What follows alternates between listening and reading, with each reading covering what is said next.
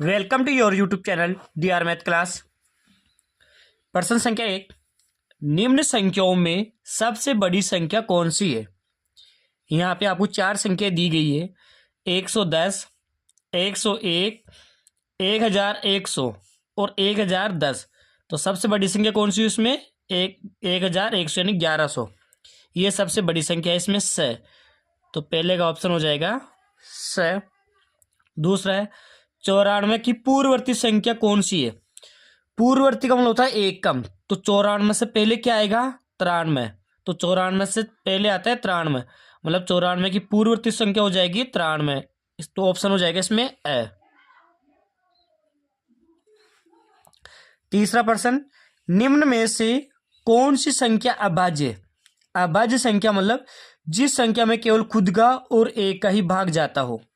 तो 28 ये भाज्य संख्या है।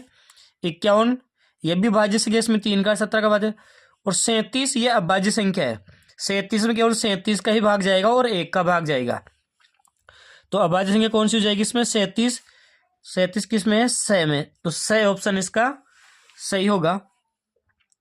प्रश्न 4, एक बिंदु से होकर कितनी रेखाएं खींची जा सकती है। हम जानते हैं एक बिंदु से अनंत रेखाएं खींची जा सकती है। एक बिंदु से अनंत रेखाएं खींची जा सकती है, तो इसका ऑप्शन हो जाएगा द। प्रश्न संख्या 5, घड़ी के एक चौथाई घूर्णन के लिए कोण का मान। एक चौथाई के लिए मान होता है समकोण। एक चौथाई कौन सा कोण बनाएगा? समकोण बनाएगा 1/4। तो इसमें ऑप्शन हो जाएगा ब। फिर -2 के पूर्व की संख्या। पूर्व का मतलब होता है एक कम, पूर्ववर्ती या पूर्व एक ही बात है। तो -2 से एक कम क्या हो जाएगा? -3। यानी -2 में से जब -1 घटाएंगे तो आ जाएगा -3, यानी -2 से छोटी वाली संख्या हो जाएगा -3। सातवां है 11/5 की मिश्रित भिन्न, यानी मिश्र भिन्न बतानी है। मिश्र भिन्न बनाने के लिए क्या करेंगे? हम 5 का 11 में भाग देंगे। 5 का क्या करेंगे? 11 में भाग देंगे। तो 5 का 11 में भाग जाएगा 2 बार, 5 दूनी 10 और घटाएंगे तो क्या आ जाएगा? 1। तो मिश्र भिन्न बनाने के लिए क्या करेंगे? ये भागफल 2 रहेगा और शेष फल को बट ऊपर लिख देंगे बटा में, और ये 5 का 5।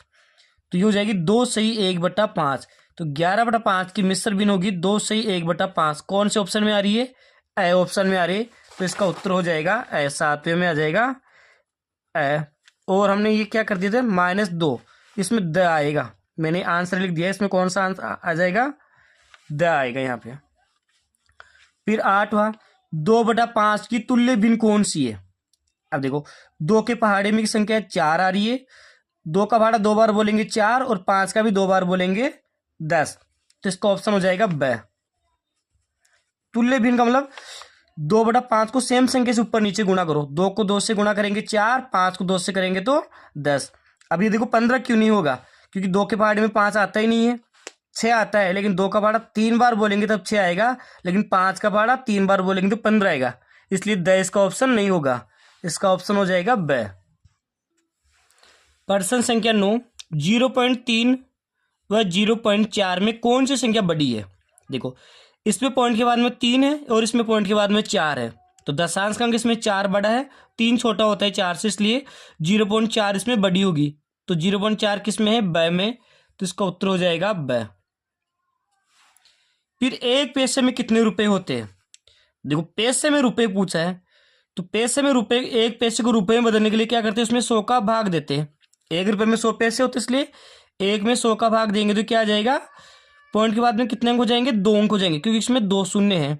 तो पॉइंट के बाद में 2 अंक किस में है? ब में है। तो इसका उत्तर हो जाएगा ब। इसका ब इसका उत्तर होगा सही।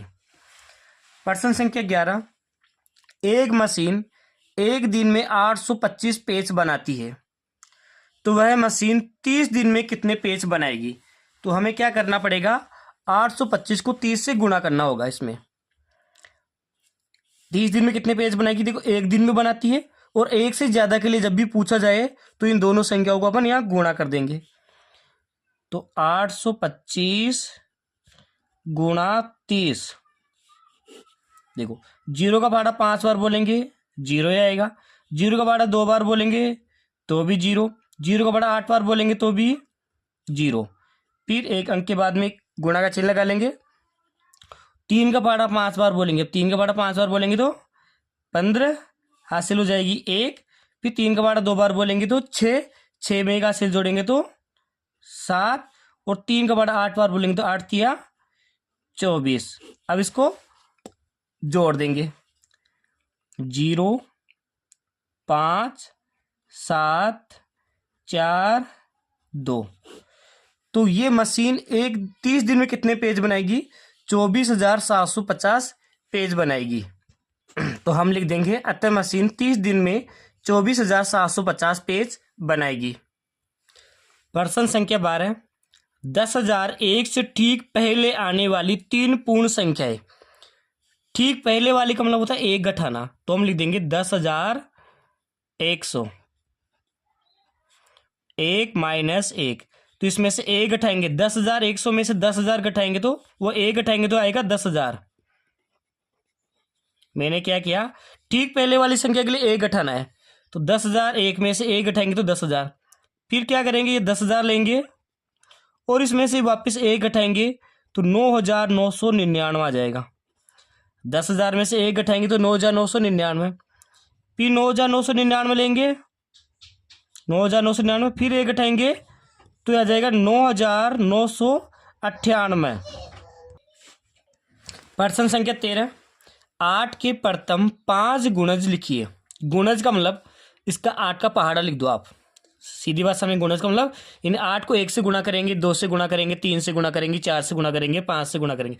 8 को 1 से गुणा करेंगे तो 8 है कम 8, 8 को 2 से गुणा करेंगे तो 8 दूनी 16, 8 को 3 से गुणा करते हो 8 तिया 24, 8 को 4 से गुणा कर 8 चौके 32, और 8 को 5 से गुणा करेंगे तो 8 पंजे 40। ये इसके 5 गुणज हो गए।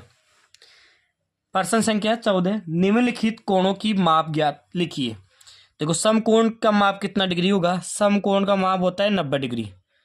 समकोण का माप कितने डिग्री का होता है? 90 डिग्री। ये डिग्री का चिन्ह है। और ऋजु कोण का माप होता है 180 डिग्री। ऋजु कोण का माप कितना होता है? 180 डिग्री। प्रश्न संख्या 15, 3/5 के तुल्य वह भिन्न ज्ञात कीजिए जिसका हर 20 हो। तुल्य का मतलब होता है बराबर। तो सबसे पहले लिखेंगे 3/5 बराबर, और जिसका हर का मतलब हर बटा के नीचे वाली संख्या होती है, तो हर में लिख देंगे 20।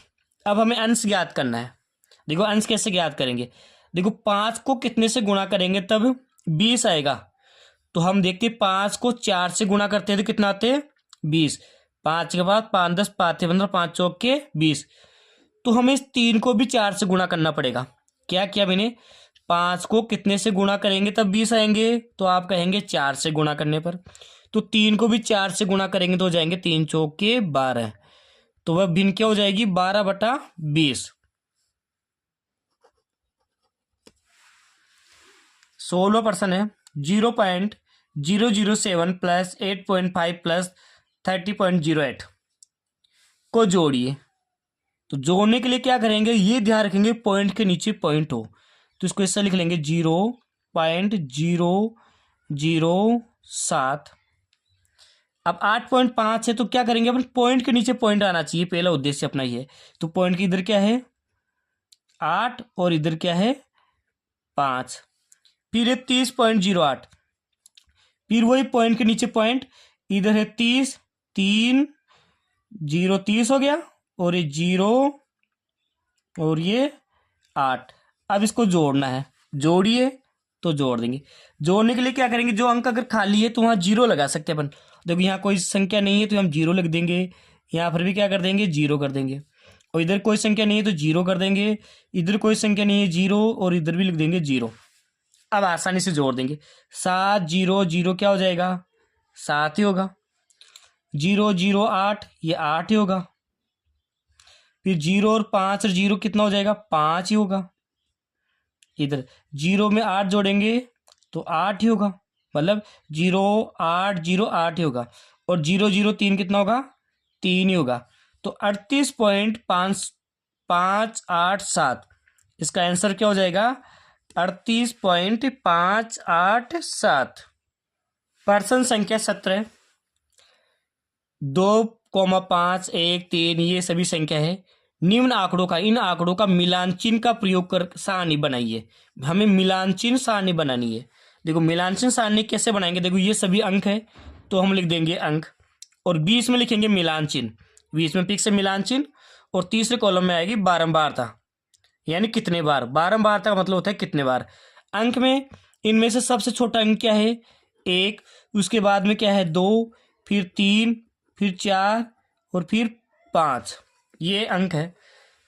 अब बारंबारता का मतलब होता है कितने बार। देखो एक गिनेंगे, एक कितने बार है, 1 2 3 4। तो हमने देखो दोबारा देखेंगे एक कितने बार है, 1 2 3 और 4। एक कितने बार है, 4 बार। तो बारंबारता में लिख देंगे एक की लाइन में 4। अब 2 देखेंगे, 2 कितने बार है, 1 2 3 4 5 6 7। दोबारा गिनेंगे, एक बार गलती हो सकती है, 1 2 3 4 5 6 7 और 8, एक ये छूट गया था। तो 2 कितने बार है, 8 बार है, तो 2 लिख देंगे यहाँ पे 8। फिर 3 गिनेंगे, 1 2 3 4। तो 3 कितने बार आ रहा है, 4 बार आ रहा है। एक बार और गिन लेंगे, 1 2 3 ये 4। तो 3 4 बार है, तो 3 में हम लिख देंगे यहाँ 4। अब 4 गिनेंगे, 4 कितने बार है, 1 2 3 4 और 5। तो 4 यहाँ पे 5 बार आया है। अब 5 कितने बार आया है, 1 2 3 4 4 बार आया है। 5 कितने बार आया है, 4 बार। आप इनको गिन लेंगे एक बार, 8 और 4 12, 12 और 4 कितने हो जाएंगे, 16, और 16 और 5 21, 21 और 4 25। ये सभी संख्या गिनेंगे तो ये भी 25 आ रही है और इनका योग भी 25 आ रहा है, मतलब सही है। अब मिलान चिन्ह कैसे बनाते हैं, 1 के लिए 1 लाइन खींचेंगे, 2 के लिए 2, 3 के लिए 3, 4 के लिए 4, ऐसे 4 लाइनें खींच देंगे, ये 4 हो गया। अब 8 के लिए 1 के लिए 1 लाइन, 2 के 2 3 4। अब देखो 4 तक ही खींचेंगे ऐसे, 5 के लिए इसको तिरछा काटेंगे ऐसे, ये 5, 4 खींच के तिरछे काट देंगे तो 5 हो जाएगा, फिर 6 7 8। इसी प्रकार 4 1 2 3 4। अब 5 के लिए वही 4 को क्रॉस करेंगे, 1 2 3 4 और इसको कर देंगे क्रॉस, 5 हो गई। अब 4 के लिए वही सिंपल 1 2 3 4। इस प्रकार की सारणी को बोलते मिलान चिन्ह सारणी या बारंबारता सारणी। प्रश्न संख्या 18। 1/5 गुणा 2/3 को वैदिक विधि से गुणा कीजिए। देखो 1/5 लिख देंगे, गुणा का चिन्ह लगाएंगे और 2/3 लिख देंगे, बराबर का चिन्ह लगा लेंगे। वैदिक विधि के लिए गुणा करना मतलब अंशों का गुणा ऊपर हो जाएगा और हरों का गुणा नीचे हो जाएगा। तो 1 गुणा 2, ऊपर वाली संख्या ऊपर गुणा और नीचे वाली संख्या नीचे गुणा। तो 1 को 2 से गुणा करेंगे तो 2, और 5 को 3 से गुणा करेंगे तो 15। तो 1/5 को 2/3 से गुणा करेंगे तो हो जाएंगे 2/15। प्रश्न संख्या 19। संलग्न आकृति में वे बिंदु लिखिए जो कोण DOE के अभ्यंतर में स्थित है। तो देखो ये आकृति दी गई है और इसमें देखना है कोण DOE का है, DOE। इस कोण के अंदर कौन सा बिंदु है, अभ्यंतर का मतलब होता है अंदर, अभ्यंतर का मतलब होता है अंदर। तो अंदर कौन सा बिंदु है, A बिंदु है। इस कोण DOE, इसके अंदर कौन सा बिंदु आ रहा है? ये ए आ रहा है इस कोण के अंदर। तो पहले का उत्तर हो जाएगा बिंदु ए। उस बिंदु का नाम लिखना है, कौन सा बिंदु जाएगा? ए बिंदु हो जाएगा। दूसरा है कोण ई ओ एफ के बहिर्भाग का मतलब होता है बाहर। बहिर्भाग का मतलब होता है बाहर। तो ई ओ एफ ये कोण है। इस कोण के बाहर कौन कौन से बिंदु है? ए है, डी है और सी है। देखो ई ओ एफ, तो ये बी तो इसके ऊपर ही आ गया। अब बाहर कौन कौन सा बच गया? सी, ए और डी। तो कौन कौन से बिंदु हो जाएंगे? एक तो जाएगा सी, एक ए और एक हो जाएगा डी। ये तीनों बिंदु इस कोण ई ओ एफ के बहिर्भाग यानी बाहर है। तीसरा प्रश्न, कोण ई ओ एफ के ऊपर स्थित बिंदु। ई ओ एफ इसके ऊपर कौन सा बिंदु है? इसके ऊपर तो बी बिंदु है। कौन सा बिंदु है? बी। इस लाइन के ऊपर है, न अंदर है न बाहर, इस लाइन के ऊपर ही बिंदु बी। तो इसका उत्तर हो जाएगा बिंदु बी। ये इसके आंसर हो जाएंगे। प्रश्न संख्या 20, -2 + 8 + -4 का योग कीजिए। योग करने के लिए एक बार इसको ऐसा कैसे उतार देंगे? -2 + 8 फिर प्लस और -4। अब सबसे पहले ब्रैकेट हल करेंगे। ये -2 ये +8। अब प्लस और माइनस का गुणा होगा तो माइनस, यानी अलग अलग चिन्ह माइनस होता है। तो प्लस और माइनस का गुणा करेंगे तो माइनस, यानी प्लस और माइनस माइनस होता है। अलग अलग चिन्ह दोनों एक साथ आ रहे हैं, माइनस होगा। और ये 4। अब क्या करेंगे? प्लस की संख्या लिख लो पहले। प्लस में क्या है? 8 है और माइनस में क्या है? -2 है और -4 है। तो 8 का 8 लिखेंगे और -2 और -4 को जोड़ देंगे, दोनों माइनस की संख्या जुड़ जाएगी। तो 2 और 4 हो जाएंगे -6। अब 8 में से 6 घटाएंगे तो क्या आ जाएगा? 2 आ जाएगा। तो इसका योग कितना हो जाएगा? 2 होगा। प्रश्न संख्या 21, किसी मोहल्ले के व्यक्तियों द्वारा पसंद किए गए फ्रिजों के रंगों की सूचना निम्न चित्रालेख द्वारा दर्शाई गई है। इस एक चिन्ह का मतलब होता है 10 व्यक्ति। यह संकेत दिया हुआ है आपको। एक चिन्ह का मतलब 10 व्यक्ति। ये 10 व्यक्ति यहाँ पे 10 व्यक्ति नीला रंग पसंद। तो नीले रंग में कितने व्यक्ति है? 1 2 3 4 5। तो 5 चिन्ह और एक चिन्ह का मतलब 10 व्यक्ति, मतलब 5 को 10 से गुणा करेंगे तो 50। तो नीले में कितने व्यक्ति है? 50। इसी प्रकार हरे में 1 2 3 4। तो 4 को 10 से गुणा करेंगे तो 40। लाल में कितने हैं? 1 2 3 4 5 6। तो 6 को 10 से गुणा करेंगे तो 60। एक चिन्ह का मतलब 10 व्यक्ति, इसलिए। सफेद में 2 ही चिन्ह है तो 2 का हो जाएगा 20। अब देखो प्रश्न सिंपल है। इसमें नीले रंग को पसंद करने वाले व्यक्तियों की संख्या ज्ञात कीजिए। तो देखो नीले रंग में कितने चिन्ह हैं? 5 चिन्ह है। तो लिखेंगे 5 गुणा 10। एक चिन्ह का मतलब कितना है? 10 व्यक्ति, इसलिए 10 से गुणा करेंगे। तो 50 व्यक्ति नीले रंग को पसंद करते हैं। 50 व्यक्ति। इसी प्रकार कितने व्यक्ति लाल रंग को पसंद करते हैं? लाल में कितने? 1 2 3 4 5 6। तो लिखेंगे 6 गुणा 10। तो 6 को 10 से गुणा करेंगे तो 6 ढाई के 60 व्यक्ति लाल रंग पसंद करते हैं। तो लाल रंग पसंद करने वाले व्यक्ति कितने हो गए? 60 हो गए। प्रश्न संख्या 22, कक्षा 6 के 30 विद्यार्थियों द्वारा मिठाई को पसंद निम्न है। 30 विद्यार्थी है, अलग अलग विद्यार्थी अलग अलग मिठाई पसंद कर रहे हैं। देखो लड्डू, बर्फी, लड्डू, जलेबी, ये अलग अलग प्रकार की 30 नाम लिखे हुए। तो इन मिठाइयों के इन नामों को मिलान चिन्हों का प्रयोग करते हुए एक सारणी में व्यवस्थित कीजिए। जैसे हमने पहले बनाई थी मिलान चिन्ह सारणी, वैसे यहाँ हम सारणी बना देंगे। पहले यहाँ अंक थे, अब की बार ये मिठाई है तो हमने लिख दिया मिठाई का नाम, और बीच वाला पिक से मिलान चिन्ह और बारंबार था। यह मिठाई है तो मिठाई का नाम। अब पहले क्या है? इसमें लड्डू है, तो हम देखेंगे इसमें लड्डू कितने बार है। लड्डू को गिनेंगे। इसमें 1 2 3 4 5 6 7 8 9 10 और 11। तो लड्डू कितने बार आया? 11 बार आ गया। तो 12 बार का मतलब होता है कितने बार? तो लड्डू में लिख देंगे 11।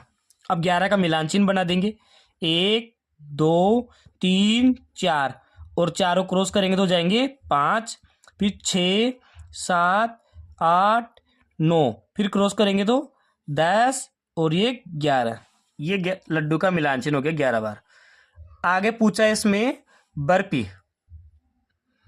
अब बर्फी गिनेंगे कितने बार है? 1 2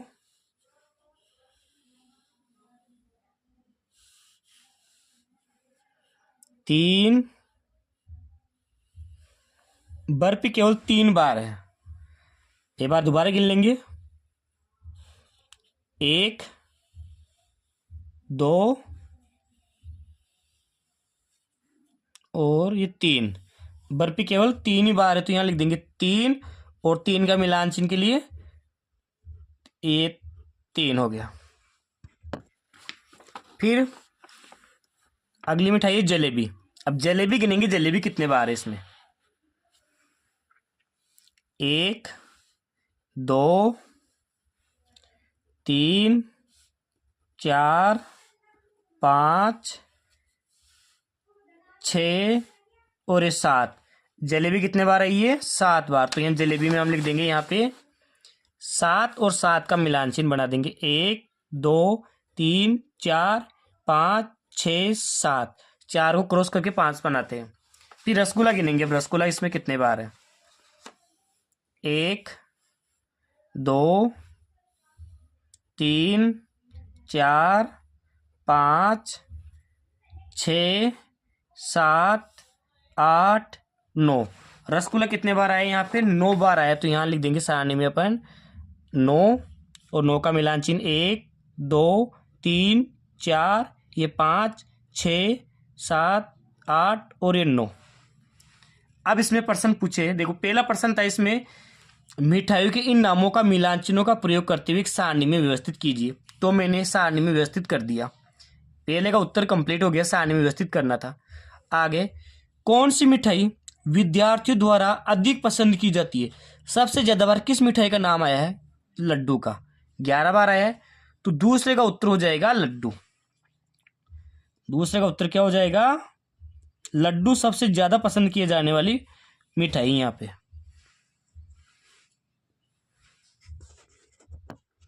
प्रश्न संख्या 23, 7/8 मीटर तार के 2 टुकड़े हैं।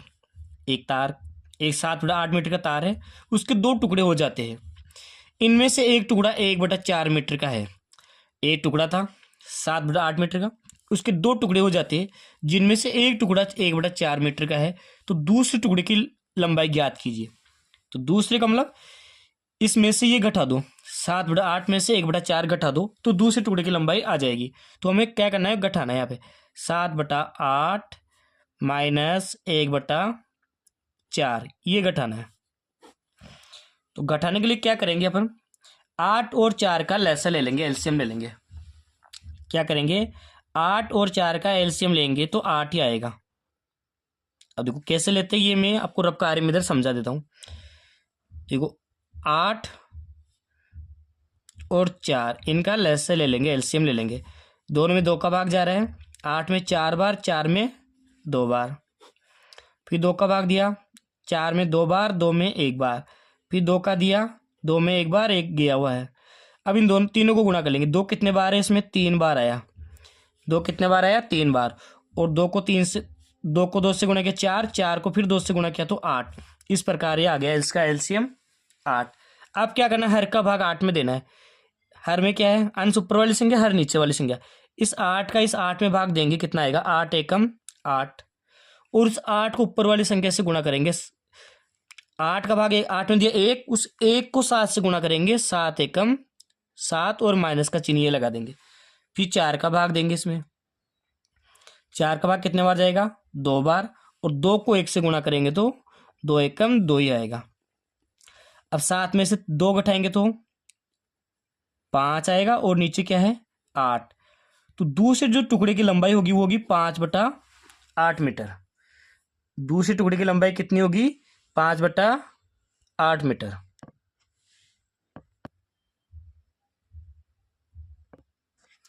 प्रश्न संख्या 24। राम ने 35.75 रुपये में गणित की और 32.60 रुपये में विज्ञान की पुस्तक खरीदी। तो राम ने 2 किताबें खरीदी। राम द्वारा खर्च किया गया कुल धन, कुल धन कितना होगा, मतलब गणित की और विज्ञान की 2 किताबें खरीदी है, दोनों का जोड़ दो, दोनों का योग करते ही कुल धन आ जाएगा अपने पास में।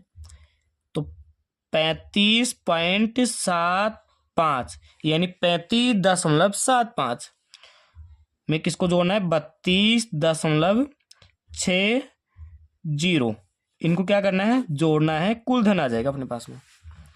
5 और 0 कितना हो जाएगा 5 ही होगा। 7 और 5 13, हासिल 1 हो जाएगी। और 5 में 1 जोड़ेंगे हासिल 6, 6 और 2 8 और 3 और 3 6। तो राम द्वारा खर्च किया गया कुल धन कितना होगा 68.35 यानी 68 रुपये और 35 पैसे।